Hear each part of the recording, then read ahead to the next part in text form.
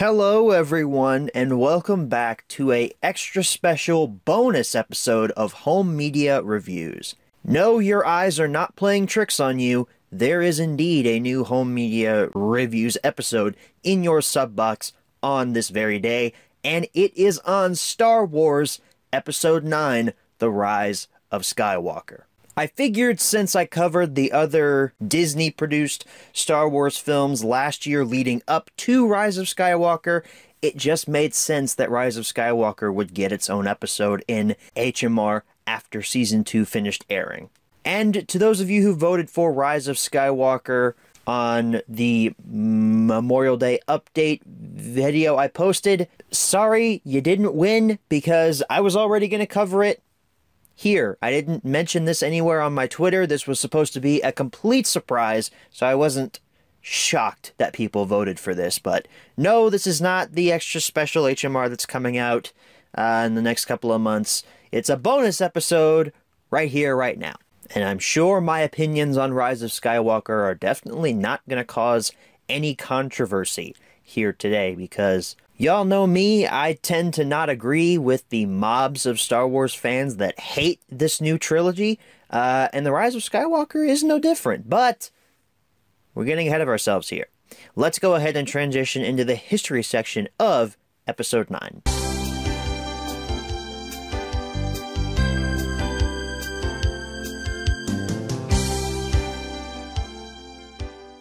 So Star Wars Episode 9, The Rise of Skywalker graced theaters on December 20th, 2019. I, of course, being a massive Star Wars fan, was there opening night with my family, and Hope was there with us as well.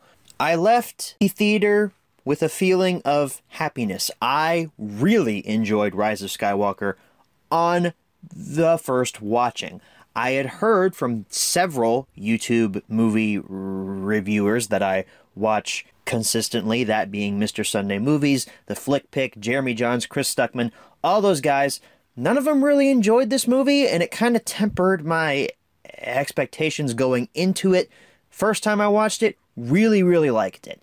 I then went back a couple of weeks later, saw it for a second time. I'm not going to tell you all my thoughts about it on the second time, because one, that would spoil the rest of this HMR, and two, I actually recorded part of a vlog after I had seen the movie. I think it was the first part of the What I Was Doing While I Was Dead series of vlogs for this year. So if you want to hear my thoughts from way back then, in January, I believe, when I saw it for the second time, check out the first part of What I Was Doing While I Was Dead too.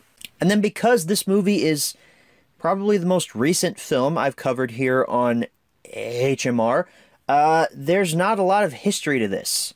On March 31st, 2020, Rise of Skywalker hit Blu-ray, 4K Blu-ray, and DVD. We're still getting standard DVD releases of modern-day movies. I don't know. It doesn't make any sense to me. Why can't the format just die? Why can't the major studios realize that nobody buys DVDs anymore, and the hardcore film enthusiasts are really only buying 4Ks and regular Blu-rays? The average consumer isn't really buying physical media to begin with. But I digress. This being a Disney movie, it of course had a plethora of retailer exclusives. Walmart's exclusive, I think, is the weirdest, but also the most unique. Walmart included variant packaging with a magnetic front and some really cool artwork on the inside. It's kind of hard to explain here. When we get to the close-up section, I have the Walmart exclusive version, so you'll get to see it up close and personal there. Then we got Target. Target, of course, has exclusive poster art and a exclusive making of book. It's your standard Target exclusive for any Disney movie. I believe they had an exclusive featurette. Poster art on this one's not bad. It's better than the poster art for the 4K standard version. I really don't like that poster. I don't know what it is about the standard 4K slipcovers poster. It just doesn't look good to me. I much prefer the Blu-ray's artwork, the standard Blu-ray artwork with the really nice theatrical poster. And the 4K case itself, that artwork actually has the theatrical artwork on it, and the 4K slipcover art was changed, and I don't know why. It just doesn't make a lot of sense to me, and I like the regular theatrical poster more. But we're getting off track. The Best Buy exclusive. Can anyone guess what it is? That's right, it's a Steelbook. If you said Steelbook, congratulations, you win. Best Buy Steelbook was pretty cool. It had double-sided artwork. The front side had Kylo Ren, the back side has Rey. If you open it up completely, you get a full image of the two fighting. Then we got another lithograph set if you pre-ordered Rise of Skywalker through the Disney Store. I don't understand why this exclusive still exists. Why do people want lithographs? I don't know, it just seems like another stupid way for Disney to make a quick buck out of a really cheap exclusive. And then last but certainly not least, the same day as Rise of Skywalker came out on physical media, Star Wars, the original trilogy, the prequel trilogy, Force Awakens, and Rogue One all made their 4K debuts. And with that came the Best Buy exclusive Skywalker Saga 4K boxed set. This includes all 9 Skywalker Saga films, including Rise of Skywalker, in a really cool, oversized package. It's cool, but it's not going to fit on your shelf, and it kind of looks like a board game. I skipped out on this one because I'm not a fan of the way that the Skywalker Saga looks on 4K. I've streamed the original trilogy on Disney Plus, and I don't know, I'm just not a fan of the way it looks. I prefer brighter and more vivid colors, and my Blu-rays give me that, so I'm gonna stick with my Skywalker Saga Blu-rays right now. Maybe if the price comes down later, I'll pick up the Skywalker Saga on 4K. I don't know. They really need to improve those colors. Something about it just seemed off to me. But yes, I have seen the McClunky cut of Episode 4, A New Hope, and yes, it's just as comical as everyone made fun of it for. And as I said, Rise of Skywalker, really short history section, because that's it. Those are the only versions you can get right now, and even at that, most of the exclusives sold out at this point. Can't get them. Standard versions, though, you can still find those. I'm sure that once this HMR comes out, there'll be another reissue or something that's changed about the package that instantly dates this HMR, because that is my curse. But with all that being said, let's jump right into the close-up section of The Rise of Skywalker.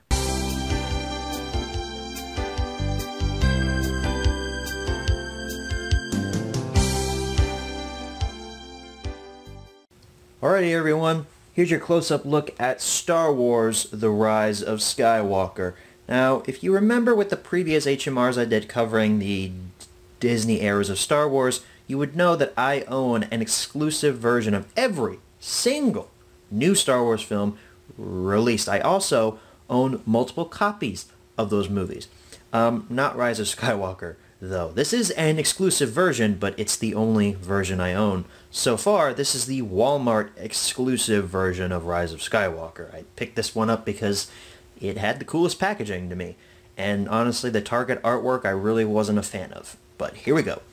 We got Star Wars The Rise of Skywalker in the middle. Rey and Kylo Ren battling in front of the crashed Death Star. This didn't happen in the movie, at least not in this way, but it's really cool artwork. I really like it a lot. The side, Ultra HD Blu-ray, Star Wars The Rise of Skywalker, Lucasfilm. The back is just a silhouette of the Millennium Falcon. I'll show you the other side. It's the same. So I picked this one up because of the packaging on it, and the cool thing about this packaging is this is actually a magnet.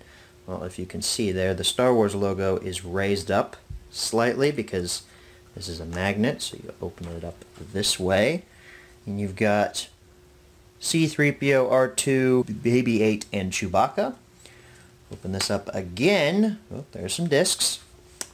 Here's what your digital download copy slip would look like. I've already used it. Don't bother trying to steal it. Inside of that, you got Kylo Ren and some of the Knights of Ren. Useless characters. Open it up again. There's another disc. And there's that really cool shot from the poster of Kylo Ren and Rey fighting amidst the wreckage.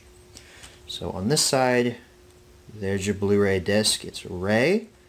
Underneath that is your bonus features disc with J.J. Abrams smiling at Chewbacca.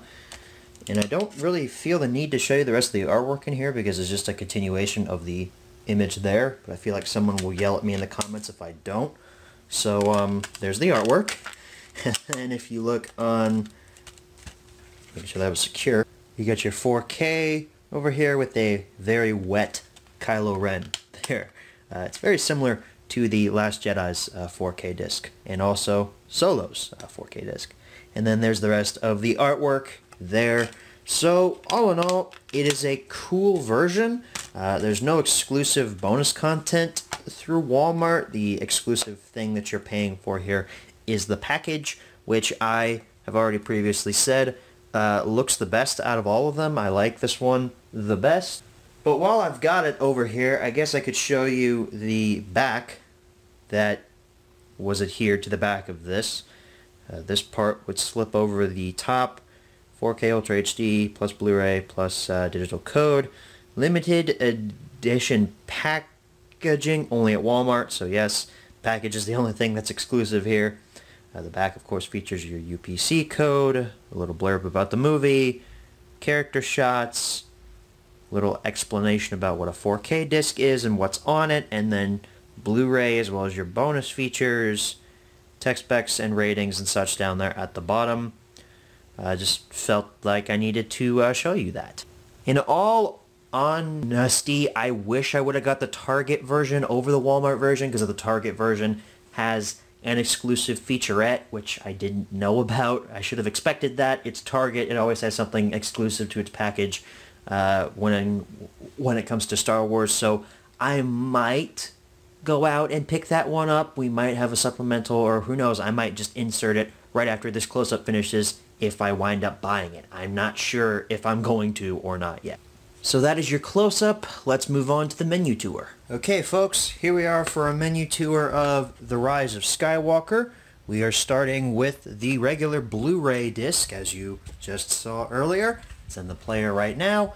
And the Blu-ray disc menu looks fairly similar to every single other Disney Star Wars menu we've taken a look at on this show here.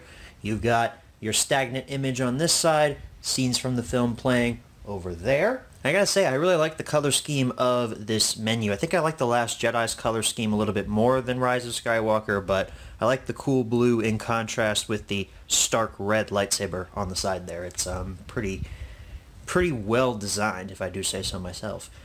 For scene selection, we have a little thing down here telling us where we are in the movie, as well as scenes listed down here on the bottom. Each of them have their own title, so let's see how many scenes we have here. We have 44 scenes here to go through on this movie, since this movie is fairly long. I think it's about 2 hours 20 minutes. It's not the longest Star Wars film. I think The Last Jedi still holds that spot at 2.5 hours, but this one's not short either.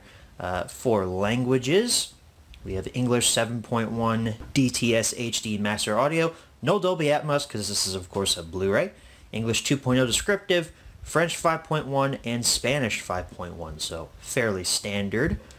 And for subtitles, English, French, and Spanish. And that is it for the regular Blu-ray menu. You don't have any of your bonus content on the regular Blu-ray. That's contained on the bonus features disc. And speaking of the bonus features disc, here we are for the bonus features menu. The Blu-ray is currently sitting on my bed right now, so I'm not trying to trick you or anything, because you can clearly see bonus features listed right there.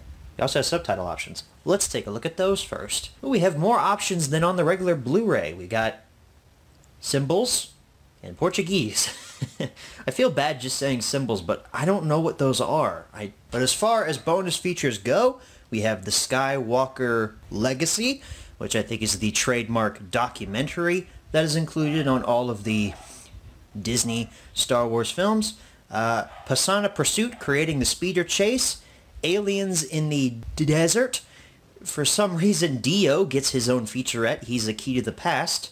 Warwick and Son, and cast of creatures. So the obvious draw to this is that Skywalker Legacy documentary that's found here. The other bonus features, I guess, are okay. I actually haven't watched any of the features yet. I will at some point in time. It just seems like this one's a little bit lacking in terms of supplemental material. And now, folks, here we are for the 4K Blu-ray menu, and for some reason, I'm noticing a weird wash to this menu. It's not as dynamic. It has a little bit of a brownish tint to it. Maybe it's just my eyes.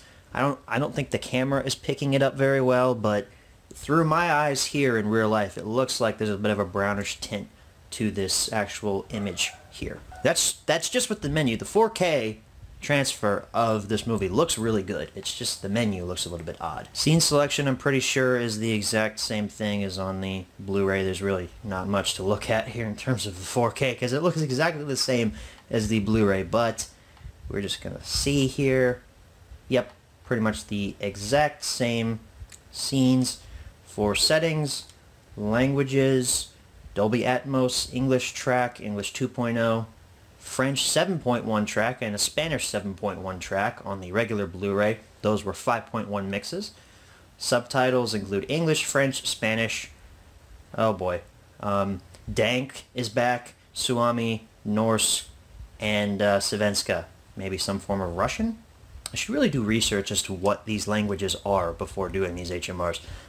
For disc languages, we got English, English descriptive, French, Spanish, and then those four guys. I'm not even going to read them. So folks, that pretty much wraps up your menu tour for The Rise of Skywalker. Let's go ahead and head on back and answer the 5 main questions as always. Okay, so we're back from the close-up, and now it's time to answer the 5 main questions as always. Number 1, where can you pick this product up? You can still find the standard 4K and standard Blu-ray on regular big box retailer shelves. I don't know about the DVD. Why would you want that? People have been getting mad at me recently for dogging on DVD in the comments section. I'm never going to stop ragging on it. It's bad, and I don't like it, and it makes me upset that people still buy them. Number 2, is this product still being printed nowadays? Yes! I can answer yes to this question because there's still copies out there. Disney is continuously putting out new copies of the standard releases because they want this movie to sell. Yes! I can say yes to this. That's a relief, man. It feels so good. Number 3, should you pick this product up? I mentioned earlier that I really liked this movie first time seeing it in the theater, and I said I was going to resist telling you my opinion on it now until this segment of the show. So I'm going to tell you, the second time I saw Rise of Skywalker, I still really, really liked it.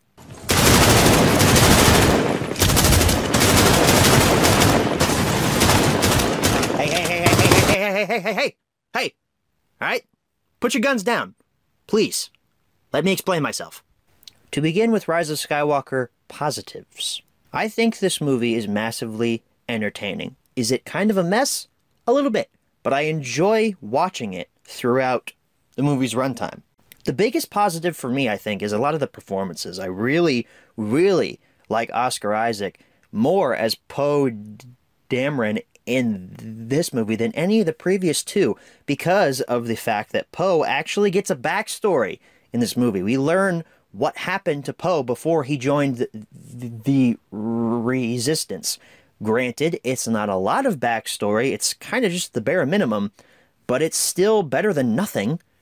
It's better than what Finn gets. Finn is wasted in this new trilogy. It's really sad what they do to Finn, especially in this movie. He gets practically nothing to do, but those are negatives. Daisy Ridley is once again really good as Rey, and despite me not really caring much for Finn's character, John Boyega is good as that character. He does what he can. He tries his best with the limited role his character gets. I just really like Rey. I don't know what it is about her. Something about Daisy Ridley's performance, it's oddly enduring. I enjoy watching her a lot in these films. Adam Driver is once again fantastic as Kylo Ren. Kylo Ren is the best part of this new trilogy. No one can argue with me on that. He is the best character that the sequels gave us. But the performance that I absolutely love in this movie is Ian McDiarmid as Emperor Palpatine himself. I loved McDiarmid in Return of the Jedi. I loved him in the prequels when he was chewing the scenery, and I love him in Rise of Skywalker. He is the same Emperor, even suspended from a weird crane thing. I like making fun of that, but this is the Emperor, and I love McDiarmid here. He gives it his all as the Emperor, and you can tell he loves playing this character. Can I also say that I love that there were prequel lines thrown in here that the Emperor says?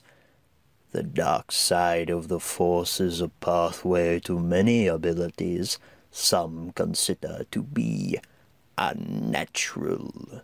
You just see those really weird milky eyes he's got. Oh man, I love the Emperor in this movie. He even sneaks in a "do it" during the final battle, and I loved that. I giggled like a schoolgirl in the theater when I heard him say "do it." If only we could have got a cameo from Ewan dropping down from the ceiling as a Force ghost saying, "Hello there." That would have made this movie the best movie in the history of all movies, but sadly, we didn't get that, and it makes me upset. I also find that this movie is actually kind of funny in some parts. Its tone is a little bit off the wall at times. Sometimes serious moments are punctuated with a joke that sometimes don't work, but for the majority of it, they work. I enjoy C-3PO a lot in this movie, and I can't really say that for a lot of the other Star Wars movies. I don't hate C-3PO, but here, I think he's characterized really well. I love when they all fall into the quicksand pit and Poe calls out everybody's name but C-3PO, and he's like, "You forgot my name, sir, but I'm all right." Action is really well done. I love the ending fight with the Star Destroyers hovering above, what's the planet called? Exegol. And of course, the special effects look great. It's a Disney movie, a lot of money thrown at it. There's really no room for subpar CGI here, and there isn't any. Everything looks really, really good. Going back to performances, I want to talk once again about Adam Driver as Kylo Ren. Disney and J.J. Abrams, they did it. They made me believe that Kylo Ren could be redeemed. I don't remember voicing this on the Force Awakens HMR, but when Kylo Ren kills Han Solo, in my mind, he's unredeemable. He has done the most evil thing he could possibly do. That's gut his own father to try to feel like closer to the dark side. But man, this movie made me believe that yes, he can be redeemed and he can be good, and that's all due to Adam Driver's performance and the marvelous performance by Harrison Ford. Oh, I was so happy to see Harrison Ford came back for one last scene in one Star Wars movie. Even if he's not a Force ghost and he is dead and it's just a memory, it's still freaking amazing. I like how Kylo Ren uses that memory of his dad to forgive himself for what he did to his dad. That scene on the Death Star 2. Hey, kid. Oh, so good. And Harrison Ford probably gives the best performance as Han Solo in that scene right then and there. I mean, he is just... Also, the fight, the lightsaber fight on the Death Star 2 is amazing as well. I think I just really like Adam Driver's lightsaber, or Kylo Ren's lightsaber, I should say. The crossguard design. I didn't think I'd like it that much, but I've fallen in love with it over the course of these 3 films. I bought a Kylo Ren lightsaber on clearance at Meijer for $4 like a year ago. And I play with it on the daily. I mean, I love the choreography that went into that lightsaber fight on the Death Star 2 wreckage. Is it as good as the one from The Force Awakens? No. I think the one from The Force Awakens on the Star Killer base with the snow and the trees and the base breaking apart, I think that's one of the greatest lightsaber fights in all of Star Wars history. This one, on the ruins of the Death Star 2, it's really, really good. Doesn't top the one from Force Awakens, but I enjoy it. And man, I can't deny that when they have their Avengers Endgame moment, where all the ships come back in to Exegol, there's more of us, Poe. There's more of us. I can't say I didn't get a little bit fanboyish and get a little bit teared up first time I saw that. That, I'm not going to say I cried, because I didn't, but I was really emotional from that. They play the original score. It's, oh, that is such a good moment. On repeat viewings, though, doesn't really hold that note. Avengers Endgame holds that note, because Avengers Endgame has characters we haven't seen throughout the entire movie that were killed in the previous film, now coming back to help fight, and it's a huge comic book moment. It's like actual comic book artwork on the big screen, basically. Rise of Skywalker is more like, hey, it's a bunch of nameless ships with a couple of them that you know. Razor Crest from The Mandalorian and the Ghost from Rebels is in there. But the only cameo that we see is Dennis Lawson as Wedge Antilles. I mean, couldn't we have seen a couple more cameos there, guys? I mean, yes, the moment is emotionally manipulative. I'm less offended by the Avengers Endgame ending moment, because that actually has emotion tied to it, with more than just the original Avengers score playing. There's actual emotion tied to the characters there. Rise of Skywalker is more of just like, hey, it's in the moment, it's really good, and the music and all that, and the action's great. But when you actually stop to think about it, it really doesn't hold up in terms of a big, epic Avengers Endgame-like moment. But the first time I saw it, it was really cool. And it's still cool. It just not as special as it was the first time. Endgame, still special. That ending climax, man. I want to talk about Endgame now. God. I got to keep on track here. Okay. Another thing about the climax is the fight between Palpatine, Rey, and Ben Solo. Really like that climax. I don't really like that the conclusion to that is Rey has to just put her lightsabers together and she has to essentially make Palpatine kill himself. I don't really know how that works. But the voices, the voice cameos were really awesome. I heard a lot of different Jedi in there. I saw my boy Kanan was in there. I heard his voice. Ahsoka Tano was apparently in there. I haven't caught her voice just yet. A couple of other Jedi, Luminara Unduli and Adi Gallia, are apparently in there. Ayla Secura is in there too. Liam Neeson, Hayden Christensen, a whole bunch of cameos in that little section of voices. And it almost seems like a bit too much. Like, maybe if you had obviously, Hayden Christensen, Yoda, Ewan McGregor, and Luke, and maybe throw in Kanan and Ahsoka just as a little, like, nod to the animated series viewers out there. I don't know, it just seems like too many voices were in that cameo piece. I like the cameos. I like that they're there at all. It shows that, yeah, everything in Star Wars is actually connected. It just seemed like too many voices for people to actually figure out, because I haven't even pinpointed all of those voices yet. Some of that stuff, like Luminara and Ayla Secura, I didn't hear on the first, second, third, fourth time I watched this movie. I only figured out that they were in there because of some online articles I read. Also, this provides a fun fan theory. Is Ahsoka alive? Or is she dead by the time of Rise of Skywalker? She's probably dead, just gonna say that right now. I don't know, would she have died of old age by this time? So I've talked a lot about positives. Why don't we get into some negatives? Because apparently everybody hates this movie, and I can kind of understand why, in all honesty. Oh, I think my biggest negative about this movie is the pacing. Pacing is a problem in this movie. It's too quick. There's never a moment to actually stop and breathe. It feels like they're moving way too fast to fill in every single little thing that they wanted to throw into this movie, and they don't have enough time in the runtime to actually do it. And as such, you really don't get to stop and feel for these characters and what they're doing. There's a couple of moments where it slows down and stops.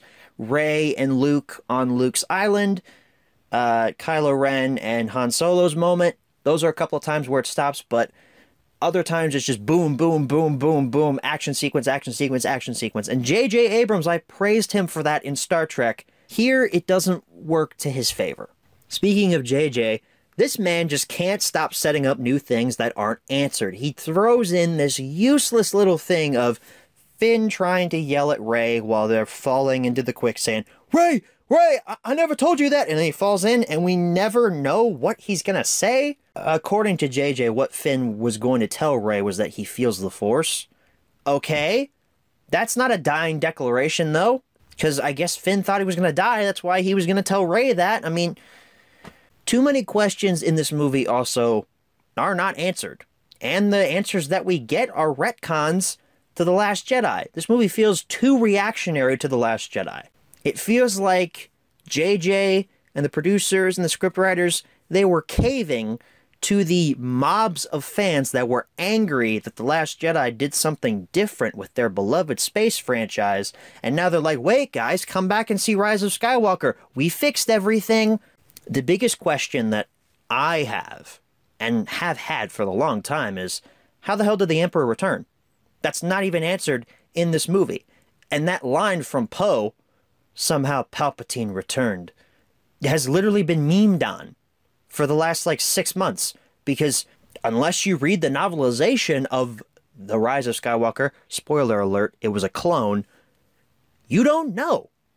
And that's not right. This kind of stuff needs to be answered in the film. I shouldn't have to read the novel to understand what happens in the movie. It should be the other way around.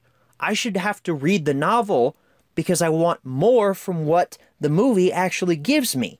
In this case, it's I have to read the novel to actually understand every little thing that goes on in the movie, and the movie feels like DLC content to the novel, not how it's supposed to work. My other biggest issue with this film is the death of Ben Solo, or Kylo Ren. It feels unearned. It shouldn't have happened, and it feels like it wasn't supposed to happen that way. It feels tacked on for just useless emotional manipulation, and I hate it. I hate that they did Ben Solo like that. He did not deserve to die that way.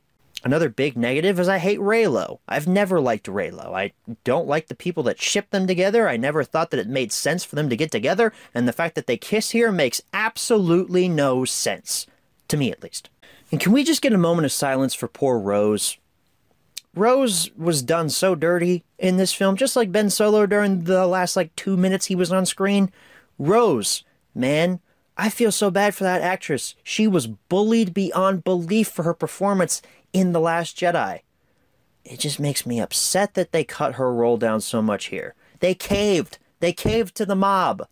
And, speaking of the mob, my last negative with The Rise of Skywalker is the fan reaction. There have been so many people online that have been chastising other Star Wars fans that kind of say, hey, I kind of like The Rise of Skywalker. And there's this massive hate mentality from a lot of Star Wars fans out there that just bash the people that actually like Rise of Skywalker. Because the people that like Rise of Skywalker are in the minority in this case. With Last Jedi, it was pretty 50-50. But now, the haters, people who don't like Rise of Skywalker, have the upper hand. And so now they are just relentlessly bashing those that actually like Rise of Skywalker. Not how it's supposed to work. It's an opinion, guys. Learn to understand that other people are not going to agree with you. I thought this was a concept from 2nd grade that we all learned. Apparently, no one listened to my advice from The Last Jedi, HMR. Stop hating on each other because you have different opinions, please. I don't want to end my recommend section on Rise of Skywalker on negative thoughts. So I'm going to circle on back here to one last positive that I actually forgot to mention right up until now. I take notes for these, I swear. I think that they honored Carrie Fisher well in this movie.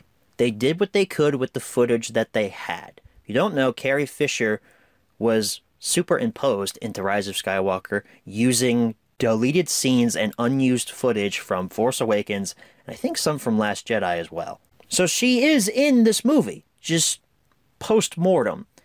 And they weren't disrespectful towards her. She has a minor role in this movie, but her presence looms large throughout it. And I mentioned the special effects look great. Carrie Fisher looks really good in this movie. They did a good job of incorporating those scenes into the footage that they had already shot. It was really good CGIing that they did of her face to basically paste it onto a body double, I think is what they did. Or they just cut Leia out of a deleted scene and pasted her into another scene. It just looks really good. And there's a de-aging scene in this movie too. The visual effects done to Mark Hamill and Carrie Fisher's faces there, they look really good. Mark Hamill looks a little bit better than Carrie Fisher. I think that's due to the fact that Mark Hamill is still with us, and unfortunately Carrie Fisher is not. But the flashback sequence was really cool. Kind of makes me want like an animated series of Luke and Leia training. Should also probably mention that I really liked Mark Hamill in this movie, other than the fact that his role as the ghost of Luke Skywalker feels like, again, another retcon from The Last Jedi, but I liked him here. He was a really good Force Ghost teacher to Rey, and had some really good points. Retcons from The Last Jedi, that just makes me think about Rey Palpatine, and how Rey can't just be nobody, she has to be the granddaughter of someone. You know, at first glance, and at first watching, I thought that was really stupid, making Rey Palpatine's granddaughter. Other than the meme potential of horny Palpatine and him having a son named like Darren or something. Hey, it's my son, Darren Palpatine. But if you actually step back and think about Rey's arc in this trilogy, she starts out thinking she's a nobody, therefore she can make a name for herself.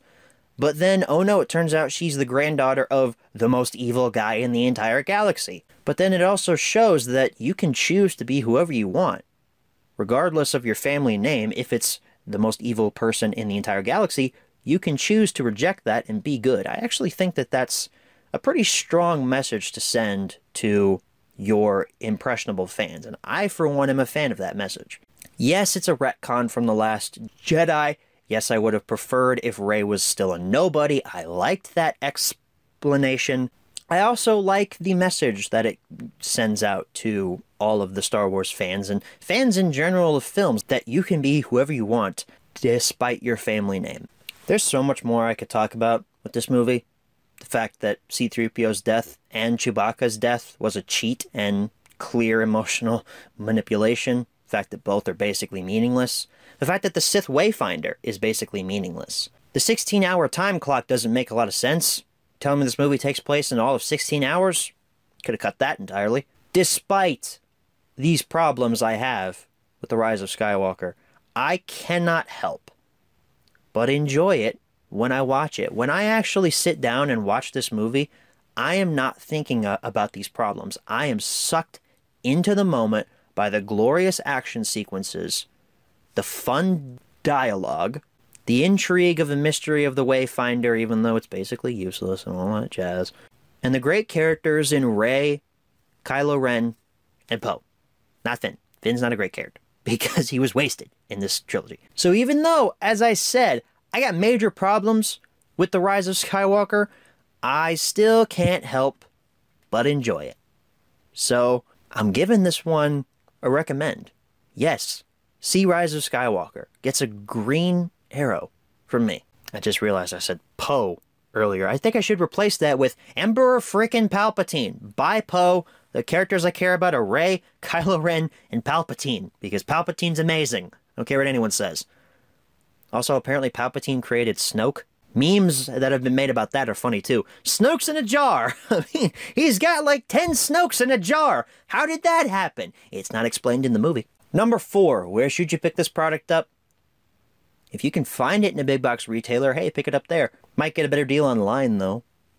And number 5, what price should you pay? This one's going to be difficult, because you can't really find this for less or above market value on places like the secondary market. I'd say if you find the regular Blu-ray, I'd say that's worth about $20, $25 maybe. I think MSRP is $25 on a regular Disney Blu-ray. And for the regular 4K, I think MSRP price on that's $30. Probably worth it. I don't think you're going to find it for any cheaper than that unless there's like a flash sale going on Walmart.com or something where you get $3 off, because Disney are so cheap. I mean, the company themselves are cheap. Not their products are cheap. God, no, they're not cheap at all. But the company really likes taking your money. I'm not going to give you prices on the exclusives because chances are you won't find them on the secondary market yet. And if you do, they're going to be god-awfully expensive because flippers and scalpers are just trying to make a quick buck. So, folks, that's it. That's my HMR on The Rise of Skywalker. And now, once again, we have completed the Disney-era Star Wars films that have come out at this point. I say once again because last time was Solo. Technically, we had completed it, even though we knew Rise of Skywalker was coming, but it wasn't out on physical media yet, so we completed it then. Now we've completed it once again. And while talking to you all about the movie, I realized I had a lot more problems with it than I had originally thought. But damn it, I cannot help but like it every time I watch it. I don't think about those problems. I can't stress that enough. It sounded like I hated this movie, but I really don't. I think it's my least favorite of the newer trilogy, though. But at the same time, I don't think it's all... I don't think it's a terrible movie. I was going to say, I don't think it's all that bad. It's messy. It is. It could have been better. So easily could have been better. And that's the frustrating part about Rise of Skywalker, is it could have been better, but they chose not to make it better. And I don't know why. But I do not hate the Disney sequel trilogy. I, for one, think that this trilogy, it's fine. I can't say it's great because, well, there really isn't a lot of great moments in this entire trilogy as a whole. There are a few. There are nice little nuggets here and there. Han Solo's performance in Force Awakens and this movie. Ben Solo just throughout all of them. The fact that Last Jedi actually wanted to do something against the norm for Star Wars. A lot of people would say it didn't actually succeed. I disagree with that. I like The Last Jedi quite a bit. Go back and listen to that HMR if you so choose. There are moments throughout this trilogy that I think are some of the best in Star Wars. But overall, you can tell this trilogy was made film to film. They did not have an overarching narrative here. I don't think they had an overarching narrative back when episodes 4, 5, and 6 were made, despite what George Lucas will tell you. I don't think that he did, but in those movies, he hit it really well. Here, not hidden in the slightest. You can tell each director, all two of them, had their own vision, and the director after that person completely scrapped it and went their own way. Ryan scrapped JJ, and then JJ scrapped Ryan. It just... God, I wish that they planned this out. I really wish they did, because the sequel trilogy could have been amazing. But the fact is, it's not. But that's the thing. Sometimes movies are just movies. And the sequel trilogy, to me, they're just movies. And I'm totally fine with them just being movies. They don't have to be amazing, but they're also not god-awful. They're a part of Star Wars now, and I'm not exactly sad that they're a part of Star Wars. The sequel trilogy is my Star Wars. And I think that's why I have a little bit of a deeper love for these movies than a lot of other people, than a lot of adults out there who saw episodes 4, 5, and 6 and the prequels in theaters when they came out. I was only 1 when The Phantom Menace came out in theaters. I did not see 4, 5, and 6 in theaters. I did not have that love of growing up with Star Wars in theaters. Now I do. I look back and think, man, Force Awakens came out when I was 16. The sequel trilogy is my Star Wars. At least my theatrical Star Wars. I will always love 4, 5, and 6 more than any other Star Wars film out there, because those are just obviously the best. But the sequel trilogy, it's the Star Wars that I technically grew up with, because I was a teenager when I saw Force Awakens. I'm now 21 when I'm actually filming this HMR, so now that Rise of Skywalker is out, I'm in the early stages of adulthood. It's just kind of fun to look back and reflect on where Star Wars started and where it now ends, I guess. I'll always have a soft spot for the sequel trilogy in my heart because I'm a more sentimental person, and I feel that, once again, these movies, they're the Star Wars that I'm going to tell my kids about seeing in theaters. I'm going to tell my kids, I was there opening night, Force Awakens, hyped out of my freaking mind. Yes, I did see Solo in theaters. Garrett Jr., despite what the box office tells you, I was there, and it's really good. So, folks, that wraps up this HMR on the Rise of Skywalker.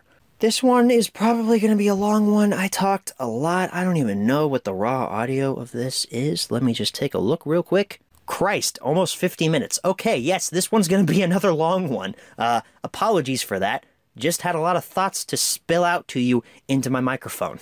As for the future of this show, we got a couple more supplementals for HMR, for regular HMR. And then, in I think a week, maybe 2 weeks, the hit show that a lot of people have been screaming at me in the comments to bring back, Thomas and Friends, Home Media Reviews, that's coming back. Yes, I'm finally going to do supplementals on the stuff that I have purchased over the last, year or so, whenever the last episode of this show aired. We're finally getting to it, guys. I know you're all excited for Thomas and Friends Home Media Reviews to come back, and yeah, it's great. It's great. Great to go back to the cash cow every once in a while. Kind of sucks, though, that Magic Railroad on Blu-ray got pushed or canceled. I don't really know anymore. I just know that on Amazon it's no longer listed, and the release date on Blu-ray.com is not there anymore. So I don't know if it's even coming anymore, but I was planning on covering that. Can't do it unless it gets released, so we'll just have to wait and see on that one, won't we, boys? Anyway, I'm going to stop talking now before my voice gives out on me, because I've been talking for way too long about Star Wars.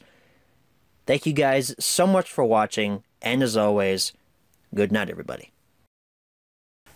Hang on. My computer is currently dying. Need to plug it in. Coffee break. Whew. See, kids, now that's what happens if you don't plug in your laptop before you start recording a video in your closet where there's not an outlet for you to plug it in. You have to go outside of your closet, aka your recording booth, to plug your laptop in. Very professional. We run things very professional around here.